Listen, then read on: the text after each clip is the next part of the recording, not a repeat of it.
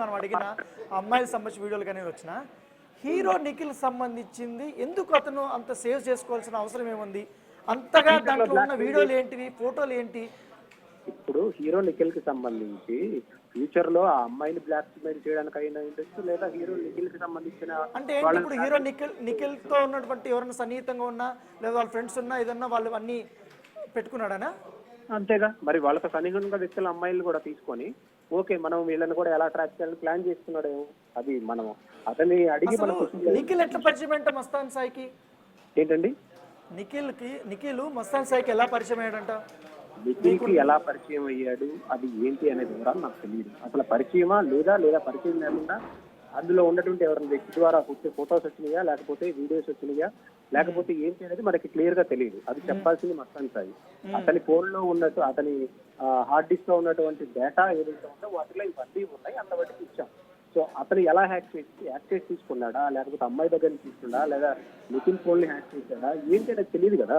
అంటే ఇప్పుడు నాగూర్బాబు గారు హీరో నిఖిల్ స్థాయి గురించి మీకు ప్రత్యేకంగా చెప్పాల్సిన అవసరం లేదు. ఓకే, అతను పార్టీ అరేంజ్ చేస్తే పెద్ద పెద్ద హీరోయిన్లు వస్తారు, హీరోలు వస్తారు, మోడల్స్ వస్తారు, సినిమా ఇండస్ట్రీ పెద్దలు వస్తారు, తన పర్సనల్ సంబంధించిన వ్యక్తులు ఫ్రెండ్స్ అందరూ వస్తారు. అంటే ఇతనికి ఎట్లా వెళ్ళాడు ఏంటి అనేది కూడా అర్థం కాని పరిస్థితి. ఎందుకు వాళ్ళ ఫోటోలు వాళ్ళ వీడియోలు ఏం చేసుకుంటాడని అతని మోడ్ ఆఫ్ ఆపరేషన్ క్లియర్ గా తెలుస్తూ ఉంది. ఏ వ్యక్తికి సంబంధించిన ప్రైవేట్ వీడియోస్ అయినా ఫోటోస్ అయినా తను స్టోర్ చేసుకొని సో వాళ్ళని బ్లాక్ మెయిల్ చేస్తున్నాడా, లేకపోతే వాళ్ళని బెదిరింపులు గురి చేస్తున్నాడా, లేదా వాళ్ళని ట్రాప్ చేస్తున్నాడా, ఇంతమంది ఎందుకు అతని హార్డ్ లో ఉన్నాయి ఆ కోణంలో మనం చూడాలి. దీని మెయిన్ కన్నా కూడా అది హీరో నిఖిలా లేకపోతే XYZ ఎవరైనా ఉండొచ్చు. ఇప్పుడు మనం హీరో నిఖిల్ అన్ని సార్లు మనం స్ట్రెస్ చేయాల్సిన అవసరం కూడా లేదు. అంటే ప్రతి వ్యక్తి జీవితంలో ఒక పర్సనల్ లైఫ్ అనేది ఉంటుంది.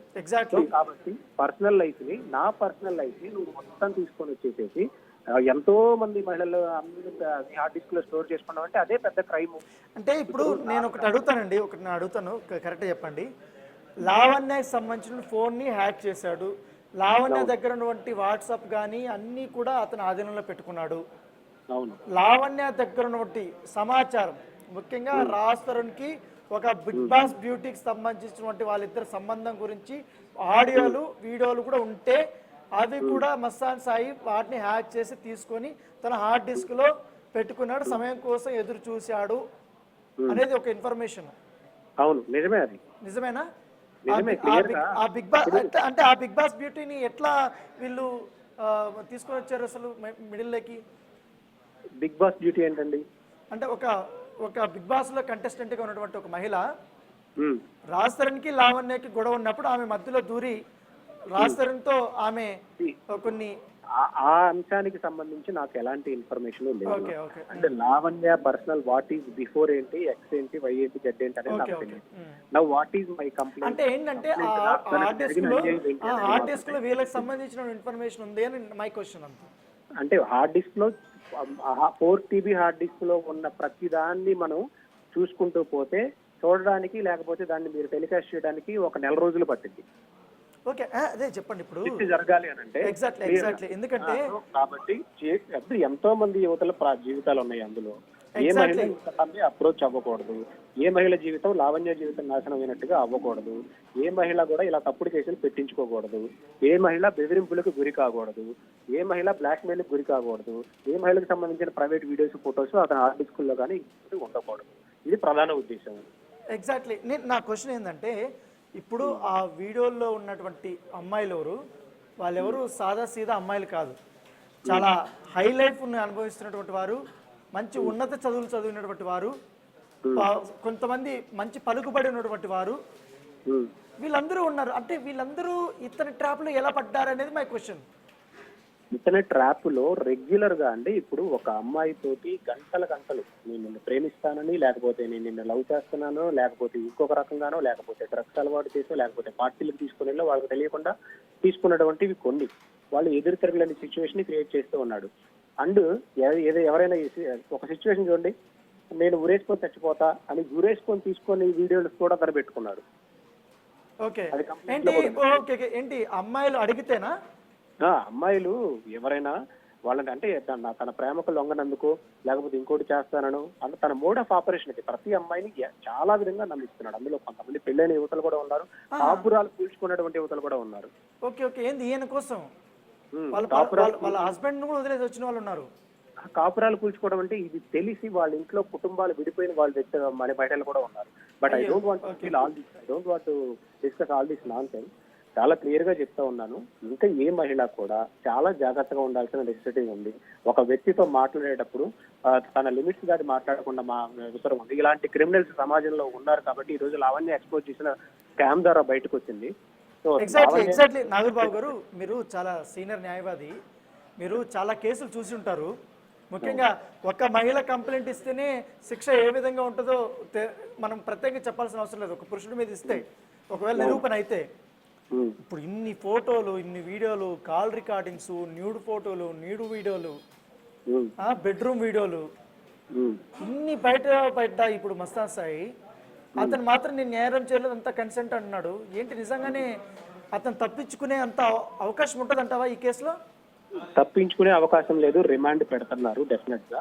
సో పరిస్థితిలో తప్పించుకునే అవకాశం లేదు. అండ్ అతని మీద ఆల్రెడీ లావణ్య ఎప్పుడో 1 year బ్యాక్ కేసు పెడితే అయినా లావణ్య మీద మళ్ళీ అటాక్ చేశాడు, ఆ కేసు ఉంది. ఇప్పుడు దాని మీద యాంటిసిపేటరీ బెయిల్ తీసుకొని ఉన్నాడు. ఆ బెయిల్ కూడా హైకోర్టులో క్యాన్సిల్ లేచిపోతున్నాం ఏపీలో. అంటే ఏంటి ఇప్పుడు పోలీసులు ఏమంటున్నారు? ఎందుకంటే ఇది చాలా పెద్ద కేసు, ఎందుకంటే రాబోయే రోజుల్లో చాలా అతిపెద్ద సెన్సేషన్ అయ్యే కేసు ఇది. అవును, సైబరాబాద్ పరిధిలో నార్సింగ్ పోలీస్ స్టేషన్ లో నమోదైన ఈ కేసు ఏదో ఆషామాషి కేసు కాదు, మహిళలకు సంబంధించిన జీవితాలది. అవును, అంటే వాళ్ళు ఏంటి, పోలీసులు ఏం చెప్తున్నారు ఈ కేసు గురించి? పోలీసులు లీగల్ గా ఎలాంటి తప్పిదాలు చేయకుండా చాలా క్లియర్ గా, అంటే వాళ్ళు ఇప్పుడు మస్తాన్ సాయి చాలా క్లియర్ గా అన్నాడు ఒక మాట లావణ్యతో మాట్లాడేటప్పుడు, పోలీసులైనా నేను మేనేజ్ చేయగలుగుతాను అనే మాట అన్నాడు. ఇంత డౌట్ మధ్య ఈ కేసు మీద మీకున్నటువంటి నమ్మకం ఏంటి? నిజంగా మీకు న్యాయం జరుగుతుందనా? అంటే డిపార్ట్మెంట్ లో అందరూ వ్యక్తులు, అంటే ఇప్పుడు ఒక వ్యక్తికి ఏదో ఒక చిన్న పోలీస్ తోటి ఇంకొక పోలీస్ తోటి పరిచయం ఉండిద్ది. అందరూ డిపార్ట్మెంట్ లో అందరూ అలా ఉండరు కదండి. సో అందుకే ఈ విషయాన్ని సిపి గారి దగ్గరికి తీసుకొని వెళ్ళింది లావణ్య. సో సిపి మహంతి గారు ఎలాంటి వ్యక్తో మనకు ఆల్రెడీ తెలుసు. సో క్లియర్ గా ఇది డివేట్ అయ్యే అవకాశాలు అయితే లేవు లీగల్ గా. అంటే ఏదన్నా ఉన్నా కానీ ఒక evidence copy already national women's commission కి అండ్ హ్యూమన్ రైట్స్ కి వీటన్నిటి కూడా పంపిస్తూ ఉన్నాము. ఒక కాపీ డీసీపీ గారికి కూడా ఆల్రెడీ పంపిస్తారు, కొరియర్ ద్వారా పంపించేస్తాము. క్లియర్ గా అందరూ నోటీస్ లో ఉంటుంది. ఈ రోజు మీరు మీడియా మిత్రులు కూడా అందరూ ఈ స్కామ్ ని బయట పెట్టారు. సో మీకు అంటే మీరు చెప్పండి, నేను ఒక క్వశ్చన్ అడుగుతున్నాను, మీ కాల్ కూడా అతను రికార్డ్ చేశాడు, మీ కన్సెంట్ తో చేశాడు? నా కన్సెంట్ లేకుండా రికార్డ్ చేశాడు. మరి ఎంత క్రైమా కదా? ఎగ్జాక్ట్లీ. మరి ఇప్పుడు అదే, ఇప్పుడు నా కన్సెంట్ లేకుండా నా ఆడియో రికార్డ్ చేశాడు. సరే, లావణ్యను ఇతర యువతలది కూడా. ఇప్పుడు హీరో నిఖిల్ది, రాజుది, వీళ్ళందరివి చేయాల్సిన అవసరం ఏముంది అనేది నా ఇది. అతని ఇంటెన్షన్ ఏమై ఉంటుందని. ఇంతే హీరో నిఖిల్ ఇప్పుడు చాలా మంచిగా ఎదుగుతున్న వ్యక్తి. అంటే దానికి సంబంధించిన అది ప్రైవేటా లేకపోతే ఏదన్నా కానీ ఎలాంటి ఫోటోలని, ఎలాంటి ఆడియోలు కానీ, వీడియోలు కానీ అతను ఎందుకు ఉంచుకోవాల్సి వచ్చింది? ఎందుకంటే అతను ఇప్పుడు మంచి మంచి సక్సెస్, కార్తికేయ టు ఇప్పుడు బాలీవుడ్లో 100 కోట్ల రూపాయల వరకు కూడా కలెక్ట్ చేసింది ఆ సినిమా. అంత ఫేమ్ ఉన్నటువంటి హీరోని ఇతను ఎందుకు టార్గెట్ చేసుకున్నాడు అనేది నా క్వశ్చన్.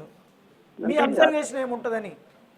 చాలా మహిళలతో పాటు పెద్ద పెద్ద వ్యక్తులను కూడా టార్గెట్ చేసి సేవ్ చేసుకోవడం వల్ల వాళ్ళను కూడా ఫ్యూచర్ లో బ్లాక్ మెయిల్ చేయొచ్చా, లేకపోతే ఏంటి వాళ్ళ దగ్గర ఉన్న యువతలను కూడా ఏదన్నా, లేకపోతే ఆ ఫోటోల్లో ఉన్న వాళ్ళని ఎలా ట్రాక్ చేయాలి ఏంటనే ప్లానింగ్ ఏమన్నా చేసుకున్నాడా అనేది క్లియర్ గా మనం చూడాలి, ఆ కోణంలో చూడాలి.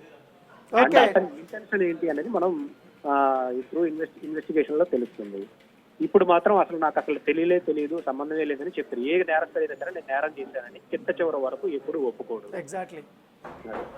Okay, thank you Nagur Babu garu. మంచి విలువైనటువంటి సమాచారాన్ని కూడా మీరు అందించారు. అయితే మస్తాన్ సాయికి సంబంధించినటువంటి అంశాన్ని అంతా కూడా ఎప్పుడైతే బిగ్ టీవీలో మనం ప్రసారం చేశామో ఒక ప్రకంపనలు అనేది సృష్టిస్తున్నది. ఎందుకంటే ఎప్పుడైతే మస్తాన్కి సంబంధించినటువంటి ఆ యొక్క హార్డ్ డిస్క్లో ఉన్నటువంటి వీడియోలు కానీ, ఆడియోలు కానీ అవన్నీ కూడా బిగ్ టీవీ చేతిలోకి వచ్చాయి. ఎప్పుడైతే అవి బయటకు వచ్చాయి మొత్తం కూడా ఒక సెన్సేషన్ అనేది వార్తగా కూడా నిలిచిన నేపథ్యం కాబట్టి పోలీసులు కూడా ప్రత్యేకంగా ఈ కేసుని వారు దర్యాప్తు చేస్తున్నారు. సో ఈ యొక్క వీడియోలో ఉన్నటువంటి మహిళలు కానీ ఎవరు కూడా ప్యానిక్ పానిక్ అవ్వద్దండి. దాంతోపాటు కొంతమంది హీరోలకు సంబంధించినటువంటి వీడియోలు కూడా దాంట్లో ఉన్నాయి కాబట్టి ఆ వీడియోలకు ఆ ఒక్క హీరోలు ఎవరైతే ఉన్నారో వాళ్ళ ఫ్యాన్స్ కూడా కొంచెం అధైర్యపడుతున్నారు. సో పోలీసులు అన్నీ కూడా ఆధారాన్ని సేకరించారు కాబట్టి ఆ వీడియోలు ఏమీ బయటకు రావు. సో ఎవరు కూడా అధైర్యపడద్దండి. బిగ్ టీవీ కూడా వాటిని ఎక్కడా కూడా మేము ప్రసారం చేయము. కేవలం మస్తాన్ సాయి లాంటి కామాంధుడు ఏ రకంగా తను ఈ సమాజంలో మహిళల్ని లొంగపరుచుకొని కానీ లేకపోతే తన డబ్బులతో కానీ తన పలుకుబడితో ఏ రకంగా ఇతర వ్యక్తుల్ని ప్రభావితం చేసే డ్రగ్స్ కేసుల్లో కానీ అతను ఇరకపోవడంగా డ్రగ్ పెడ్లర్గా కూడా అతను ఉండడమే కాకుండా ఏ రకంగా సరఫరా చేశాడు, ఇంకా ఎంతమందిని అతను విక్టిమ్స్గా చేశాడనే అంశాన్ని మాత్రమే తెరపైకి తీసుకోవడానికి బిగ్ టీవీ ఇవాళ ఈ సంచలనమైనటువంటి ఈ యొక్క వార్తని ప్రసారం చేసినటువంటి పరిస్థితి ఏర్పడుతుంది. ఈ కేసులో మరిన్ని విషయాలు బయటపెడుతుంది.